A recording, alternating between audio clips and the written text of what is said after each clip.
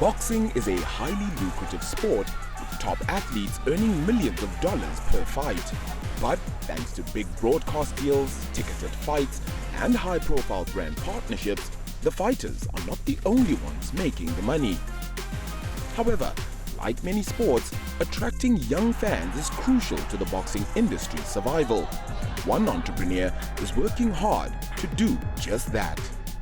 Ben Shalom is the UK's youngest ever licensed promoter, and through his brand Boxer, is aiming to bring new talent to the ring and reinvent the fan experience.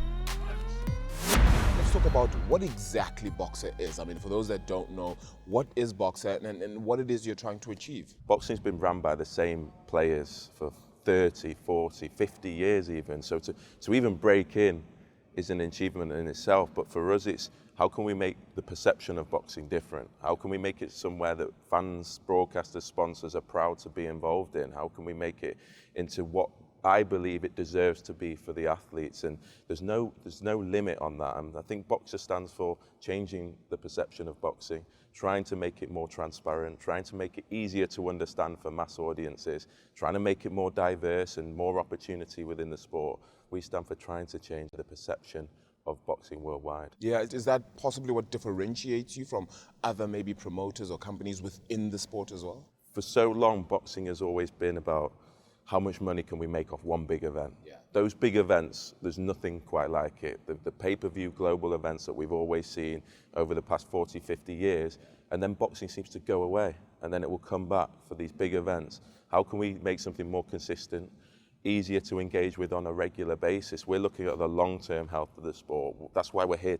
We're investing in future stars, longer term, more events, more consistent events, and the power is there, the potential is huge, as we see on those big nights. Outside of just the fight nights themselves, of course you have some athletes also signed to your brand and your company as well. Then let's talk about that business model and what it is you're trying to achieve through that too.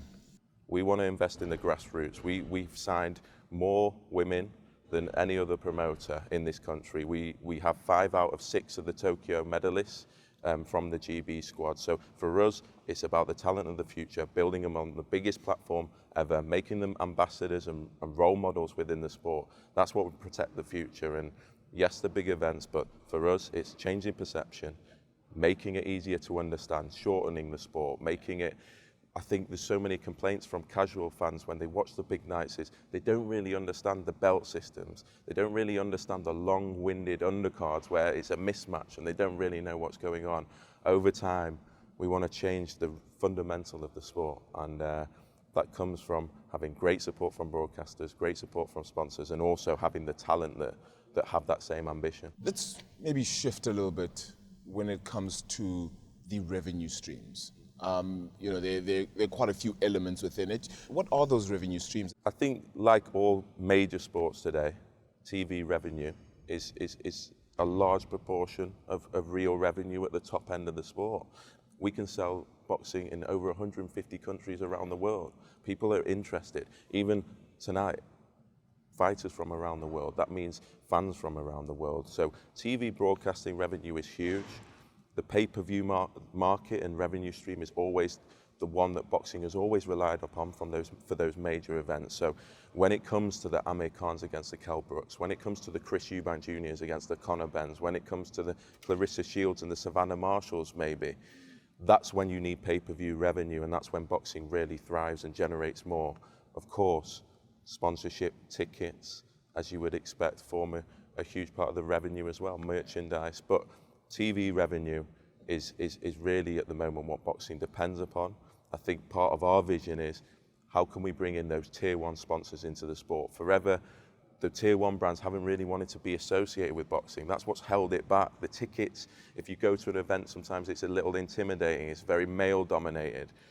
The way we can grow the revenue is through that sponsorship and the tickets, by diversifying who's coming to the events and then the sponsors as well. We want the Vodafones, the O2s, the Evians to be proud and to want to be involved in boxing, and I think that's where we can now take it to generating more revenue than ever before. You think that inclusivity then makes it a way to evolve that revenue stream and make it a little bit broader, perhaps, as well, even from a sponsorship point of view? The world is a different place now, and boxing needs to catch up.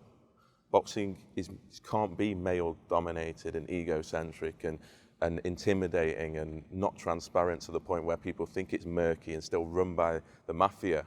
That's the biggest challenge to boxing. Yes, you can make huge amounts on one night on those pay-per-views and you don't have to worry about how the sport might come across. But if you're taking a long-term view and thinking about the commercial health of the sport all the way from the top to the bottom, you have to change how it's viewed, how it looks, how it feels. I think women's boxing is a huge key to unlocking the future growth of boxing in general. So let's talk about site fees. That's become a significant revenue stream that's now crept up, particularly in the business tech. Let's talk about how that actually works and how lucrative it really is. It is truly incredible, but we see it in all sport now. We saw it with the World Cup in Qatar. Countries are looking to use sport to bring people to their territory, to open up their territory, to make people want to visit. So it's tourism. And so boxing is one of those sports where it can happen wherever.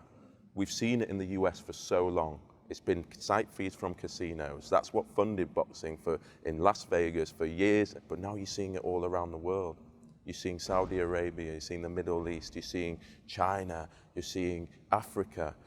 They know those big boxing events are going to generate so much eyeballs, so much tourism, so much traffic, that now the site fees in boxing, are a major part. For me, I'm focused on the British sport. I'm focused on the US as well, where we can grow homegrown talent. But for those big events now, I know for the big fights, it's very, very difficult for the fighters to say no, because these site fees are like nothing we've ever seen before.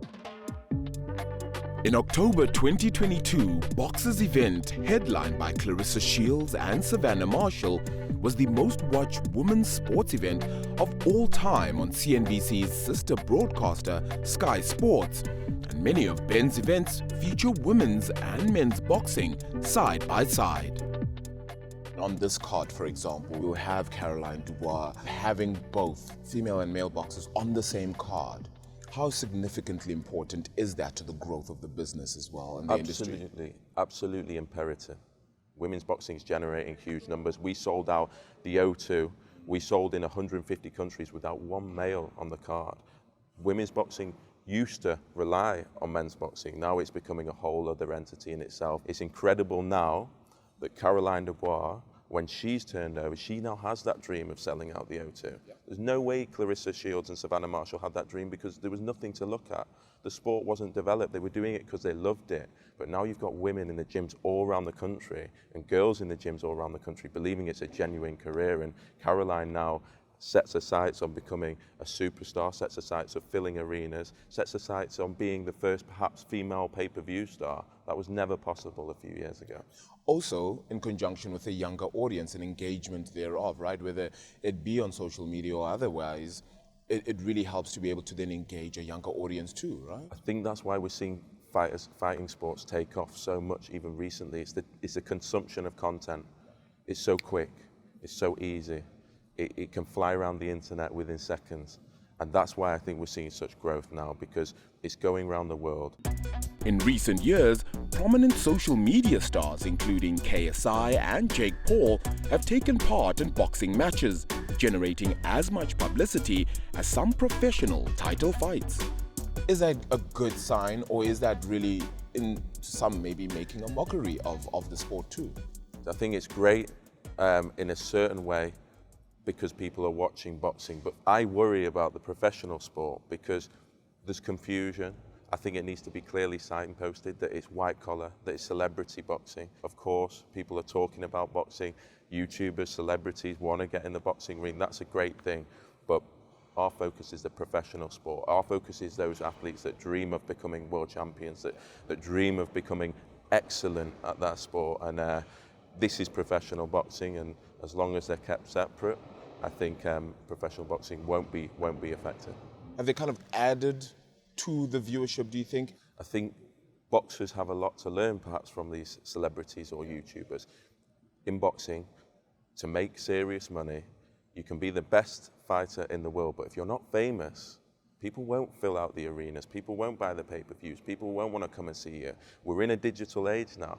And so hopefully the boxers can learn, and I think the younger ones know that social media is a huge part of building their profile, of building their story. I do think there's benefits of celebrities and YouTubers coming into boxing. Professional boxing will stand on its own 2 feet, and that's a sport that will continue after the celebrities come and go every single year. How do you engage with new fans when the sport is predominantly sort of held behind a paywall, for example? The fortunate thing for us is we're with the biggest sports platform in the UK, which is Sky Sports. We can reach audiences that no one else can.